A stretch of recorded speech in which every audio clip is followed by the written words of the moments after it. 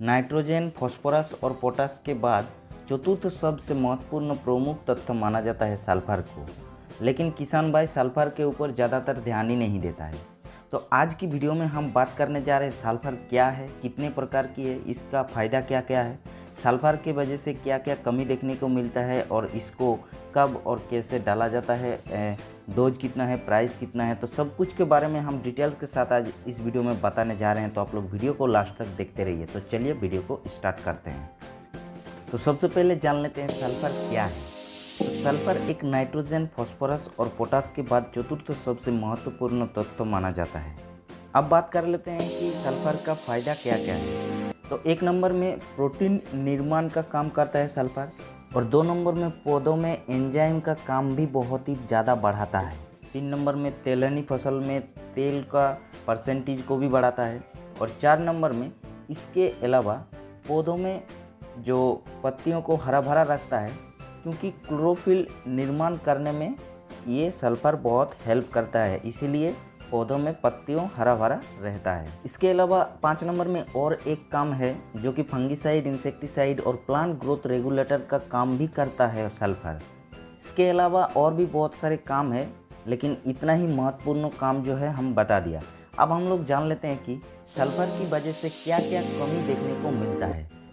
तो सबसे पहले नए पत्तियों में पीला पड़ जाती है।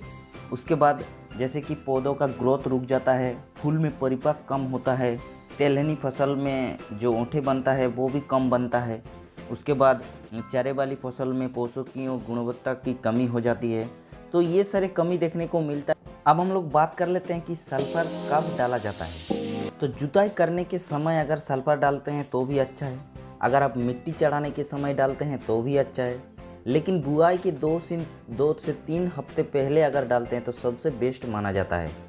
और 20 से 45 दिन तक जैसे फसल हो जाता है तो उस टाइम में अगर सल्फर स्प्रे करते हैं तो भी कोई प्रॉब्लम नहीं है। अब हम लोग बात कर लेते हैं कि सल्फर कितने प्रकार की होते हैं और क्या क्या होता है।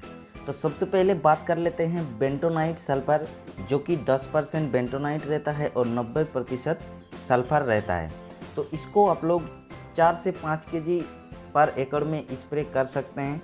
और अगर अब छिड़काव जैसे कि खेत में डालते हैं यूरिया खाद के साथ, तो 10 से 12 kg डाल सकते हैं पर एकड़ के हिसाब से।